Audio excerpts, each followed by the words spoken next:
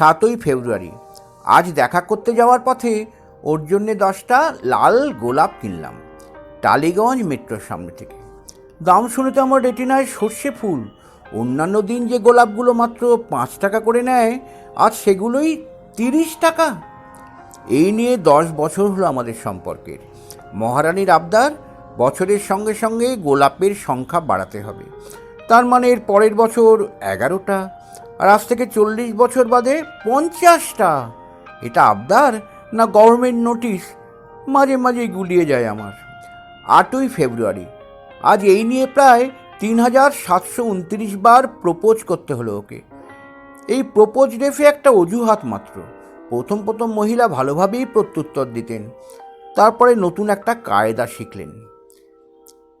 প্রায় ঘাড় ধরে প্রপোজ করিয়ে নেওয়ার পর চুপ করে আকাশের দিকে তাকিয়ে থাকতেন। আমি যখন বলতাম, কিরে উত্তর দিলি না যে, অনেকক্ষণ চুপ করে থাকার পর মুচকি হেসে বলতেন, ভেবে দেখব। আর আজ তো কিছুই বললেন না। খানিকক্ষণ চুপ করে থাকার পর একটা মৃদু হাসির শব্দ শুনতে পেলাম বলে মনে হলো। বুঝলাম ওটাই ওর উত্তর। 9ই ফেব্রুয়ারি। চকলেট নিয়ে হ্যাংলামোর একটা লিমিট থাকে। একবার অটোয় করে যেতে যেতে একটা বাচ্চা ছেলের ক্যাডবেরিতে টুক করে ভাগ বসিয়ে দিয়েছিলেন ভদ্রমহিলা। ব্যাস, তারপর কি কাণ্ড! লোকের খিদে পায়, কবিতা পায়, ওনার চকলেট পায়, তবে মোটা হয়ে যাওয়ার ভয়ে কখনোই নিজের টাকায় কিনে খান না। আজ ওর জন্য একটা বড় চকলেট কিনে নিয়ে যাওয়ার সময় দেখলাম রাস্তার অন্য পাড়ের ফুটপাতে একটা ছেলে তার প্রেমিকার জন্য একটা আমার মতো বড় চকলেট কিনে নিয়েছে। দেখে মনে হলো তার মানে আমি একা নই। 10ই ফেব্রুয়ারি। আর শরীরটা খারাপ থাকায় আর দেখা করতে যেতে পারিনি। এরকমটাই মহিলাকে জানিয়েছি। আসলে গোলাপ আর চকলেট তাও ঠিক আছে, কিন্তু এই বয়সে একটা বুড়ো লোক বাচ্চা বাচ্চা ছেলে মেয়েদের মাঝখানে দাঁড়িয়ে গোলাপি আর হলুদ টেডিগুলোর মাঝে কোনটা বেশি নরম সেটা দেখার জন্য বাছাবাছি করছে।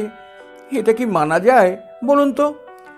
তাই এই টেডি ব্যাপারটা অনলাইনে কিনে ওর ঠিকানায় কুরিয়ার করে দিই।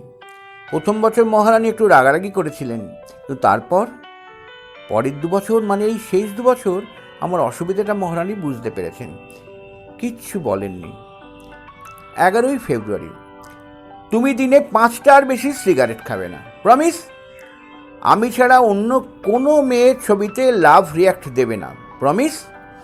I like your salt and pepper look, so you are not going to dye your hair, promise? এই ছিল মহিলার গত 3 বছরের প্রমিস করানোর নমুনা। এই যৎসামান্য প্রমিসিং এজেন্ডা নিয়ে যে মানুষটা গত 3 বছর ধরে দিনের পর দিন আমাকে সহ্য করেছে, তাকে ভালো না বেশে থাকা যায় বলুন? তা আমি আগেই বলে দিয়েছি, আজ প্রমিস, তুই যা বলবি আমি তাই করব। শুনে মহিলা এতটাই হতভম্ব হয়ে গেলেন যে ঠোঁট থেকে আর কোনো কথাই বেরোল না। 11ই ফেব্রুয়ারি। আজ একটা সিকিউরিটি গার্ড আমাদের দেখে কিছুক্ষণের জন্যে থমকে গিয়েছিল। মহিলার বরাবরের অভিযোগ আমার উচ্চতা নিয়ে। আমি যখন ওর পাশে হাঁটি তখন নাকি আমাকে ওর জেঠু বলে মনে হয়। আমাকে জড়িয়ে ধরলে নাকি ওর মনে হয় উনি পাহাড়ে ওঠার প্র্যাকটিস করছেন। আজ ভদ্রমহিলাকে জড়িয়ে ধরতে হলো একটা বিশেষ কায়দায়। অবশ্য আর কোনো উপায়ও ছিল না। ঠিক সেই সময় ওই সিকিউরিটি গার্ড ভদ্রলোক এসে হাজির। উফ, আর সময় পেল না আসার। 13ই ফেব্রুয়ারি। এই ব্যাপারটা না ভীষণ ব্যক্তিগত, তবু আজ পর্যন্ত যতবার ভদ্রমহিলাকে চুমু খেয়েছি মনে হয়েছে বুকের ভেতর কেউ দামামা বাজিয়েছে। আজও তার অন্যতা হলো না। শুধুমাত্র সিকিউরিটিটা এসবের মাঝখানে এসে পড়ে আরও একবার আমাদের দেখে অবাক হয়ে তাকিয়ে রইল। কাউকে বোধহয় আগে এভাবে চুমু খেতে দেখেনি।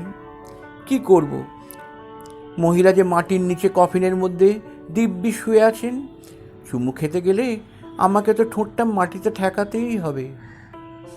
14ই ফেব্রুয়ারি। গতকাল জড়িয়ে ধরার পর মাটি থেকে উঠে দেখি সমস্ত জামায় ধুলো লেগে আছে। এই সিকিউরিটি গার্ড ভদ্রলোক নিঘাত আমাকে পাগল ঠাউরেছেন। অনেক লোকের মুখে শুনেছি যার কেউ নেই তার ঈশ্বর আছেন, আর আমি মনে করি যার কেউ নেই তার অপেক্ষা আছে। আর এই অপেক্ষাই পারে সারা জীবনের মতো আলাদা হয়ে যাওয়া দুটো মানুষকে এক আকাশের তলায় সামনাসামনি দাঁড় করিয়ে দিতে। গত 8 মাস ধরে তুমি আমার পাশে নেই, কিন্তু আমার থেকে অনেক অনেক দূরে মাটির নিচে যে তুমিটা চুপ করে শুয়ে আছো, আমি জানি সে অপেক্ষা করছিল এই 7টা দিনের।